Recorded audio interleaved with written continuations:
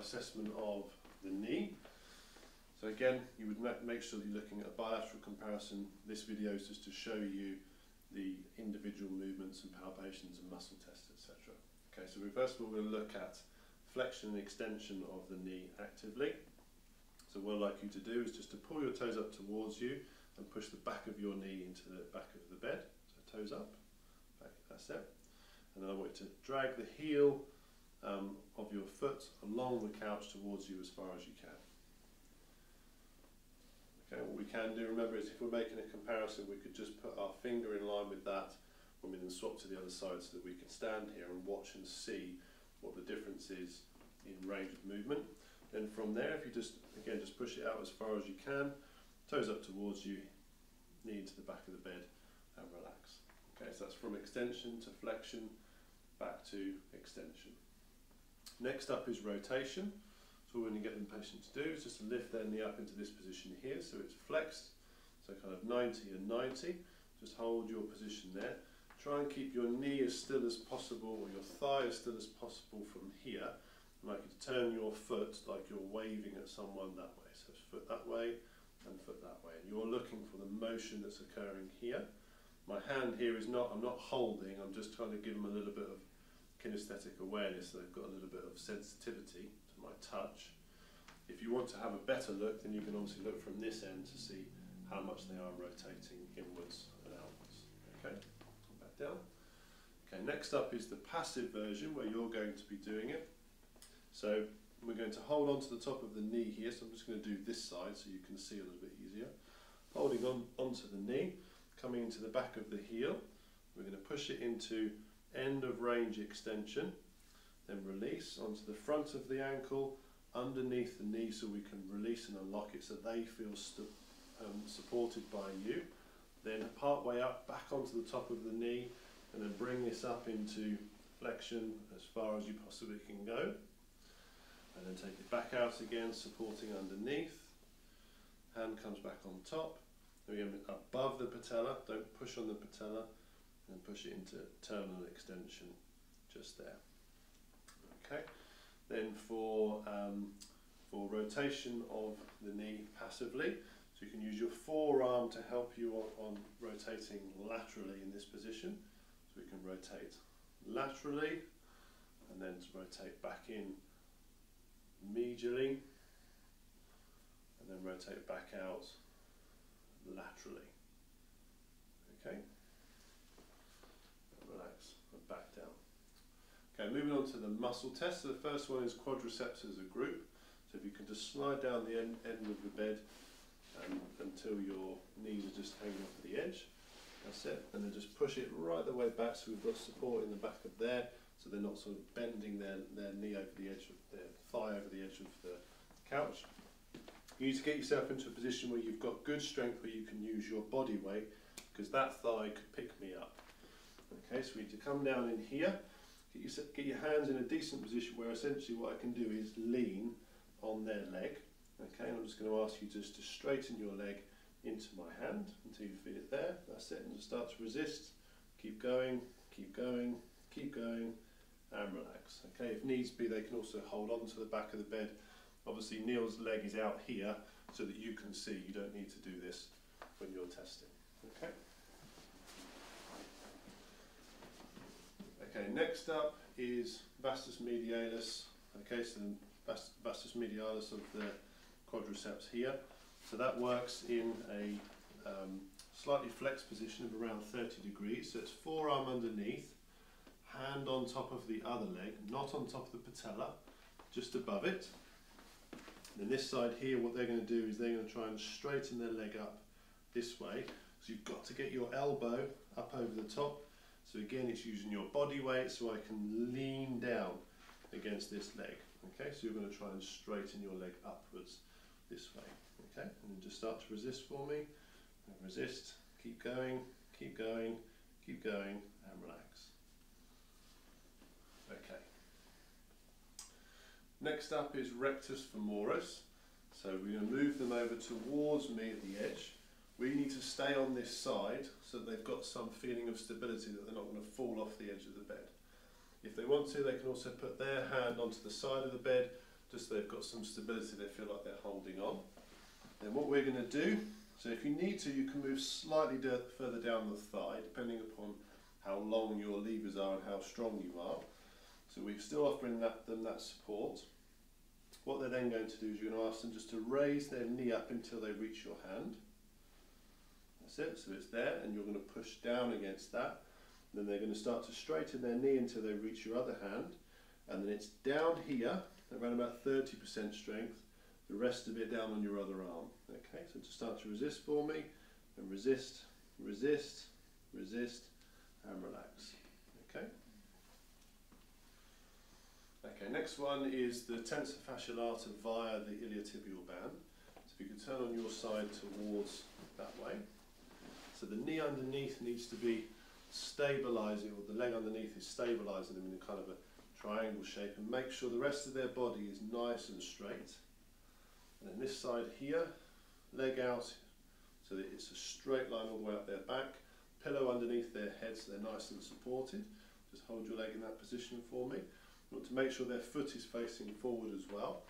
You need to stabilise the pelvis as well, so you have me just rolling up your t-shirt slightly and rolling your shorts down so that I can feel the top of your pelvis. Yep. So then you're stabilising onto here. The TFL is at the very top, runs down via the ITB and crosses over the knee. So we're then going to support from below the knee. And what I like you to do is just raise your leg up into my hand. Again, elbow up, and then we're going to push down. Resist for me, resist, resist, and relax. Just watch out for any trick movements such as rolling this way, where they're then trying to use the hip flexors. Okay. Okay, next up is the hamstrings. So if I could ask you to turn over onto your front for me. So the hamstrings as a group, therefore flexing the knee. So we're going to raise their knee up into just around about, don't go all the way up into 90. It needs to be a little bit further down than that, because otherwise it's too far into the range. Okay, so what I'm going to do is I'm going to pull your leg down this way. You're going to resist by pulling your heel up towards you. Okay, and just start to resist for me. And resist, resist, keep going, and relax. Just bear in mind, some people may cramp. If they do, straighten out their leg and just feel for where the cramp is in there, the hamstring, and just try and literally release it with your thumb. Okay, next up is popliteus, so the muscle in the back of the knee there. Okay, so that's the unlocker of the knee, so it initiates flexion and also medially rotates the tibia. Okay, so because of that, what we need to do is just raise their thigh up slightly, so we can use things like a towel. So on this side, I'm just going to raise that leg up. Pop that under there, again making sure it's not underneath the patella. It's underneath the thigh, not the patella. Okay, so what they're going to try and do is they're going to try and bend their knee, okay, and relax. But they're also going to try to turn their foot inwards, yes, so they're going to medially rotate. So therefore you need to laterally rotate, okay. So what you're going to be doing is you're going to be pulling outwards and pushing downwards while they pull upwards and turn inwards with their foot. Okay, are you ready for that? Okay, just start to resist for me. Resist, resist, and relax. Okay, you see the other side trying to get involved because it's quite a restricted position.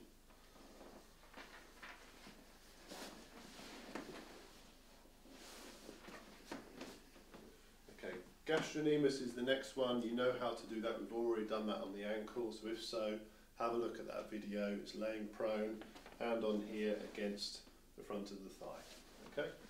Next up is the palpation. So we're going to start on the head of the fibula. Fibula being on this outside edge here. Okay, so we're going to be palpating this knee. We want their knee nice and exposed, and we want the head of the fibula. So we have felt down here with the ankle. Now we're up at this end. So again, the line between the knee joint and the ankle is essentially where the fibula lies. So from around about halfway, we're going to work our way up along this line until we reach, there we go, a very, very prominent landmark of the head of the fibula right the way around there. Okay. Next up is the patella. Okay, so the patella being on the very front of the knee just here. Now the patella is particularly mobile when the leg is extended, and as long as the quadriceps are nice and relaxed, this patella moves around nice and freely. Okay, so we're going to feel the patella. So we have a medial border, a lateral border, a superior pole and an inferior pole. So we will feel it here and here, right the way around the top and all the way down underneath. Okay. Other things we're not going to ask you to do, but you can also start to assess how much that patella moves in the different directions, which we'll come to in the future. Okay, but for now, you're going to feel all the way around and then also just over the top of that patella. Okay. Next is the tibial tuberosity, which we have done before in the ankle. So we'll just do part way through from the anterior border of the tibia, running all the way up the front until we come to this landmark here, just sticking out the very front, which is our tibial tuberosity. From the tibial tuberosity, we can also feel for, this is one of the few times where you can sit on slightly on the bed with the patient just to stabilise their leg. Okay, so we can feel for the tibial tuberosity here, and from the tibial tuberosity, that also then follows the tibia round laterally and round medially, which is the tibial plateau, so the flat surface of the top of the tibia. So from here, I can then feel all the way along the tibial plateau. So for the tibial plateau, you're feeling the tibia. You're not trying to feel in the joint, you're feeling the tibia. That is just below the joint line. On your sheet, you'll see joint line in brackets because it's perfectly in line next to it. If you were feeling the joint line, then what you would do is you just come up ever so slightly, and now what you're feeling is the gap between the femoral condyles and the tibial plateau, okay, which we'll come to in just a second. So the next one is the condyles and epicondyles of the femur. So in this flex position here, what we've done is we've exposed the front of the tibial condyle, the femoral condyles, just coming round into the joint. Where the patella is, it's hiding some of it. And so what we can do is from the very front, remember this is the anterior surface of the thigh, we can feel from here, and I can feel the lateral condyle and the medial condyle. So I can follow both of them. I can go one at a time. Medial condyle, right the way around there. I'm right on the edge of the medial border of the patella here, right the way around and down into the joint. Same on the lateral side. Feeling all the way around. Again, the patella is almost just slightly in my way there, and then round and down into the joint line. So those are the condyles, the joint surface. Epicondyles, we can then come to a focus point, which essentially is where the axis of rotation of the joint is, at the outside edge here of the condyle. Easy way to find it, palm of the hand on the lateral, palm of the hand on the medial, and work your way down. You're on tissue, tissue, tissue, tissue, bone. And very quickly you start to feel that there are two bones sticking out medial side, which is the epicondyle, and lateral side, which is the epicondyle. Okay. Then for the joint line, as we discussed before, tibial plateau is just along here, and what we need to do is bring our fingers up just ever so slightly, and as we then come along that joint line, what we can do is we can feel all the way around the actual joint line of the tibiofemoral joint, just above the tibial plateau. So as we're coming up from the tibial plateau, we are in the joint line between the femoral condyles and the tibia, just in there. Last ones is the lateral collateral ligament and the medial collateral ligament. So the lateral collateral is from the lateral epicondyle to the head of the fibula. You've palpated both of those, so you should then be able to feel between the two. There it is and there it is, and it's just along that point there, and that is our lateral collateral ligament just in here.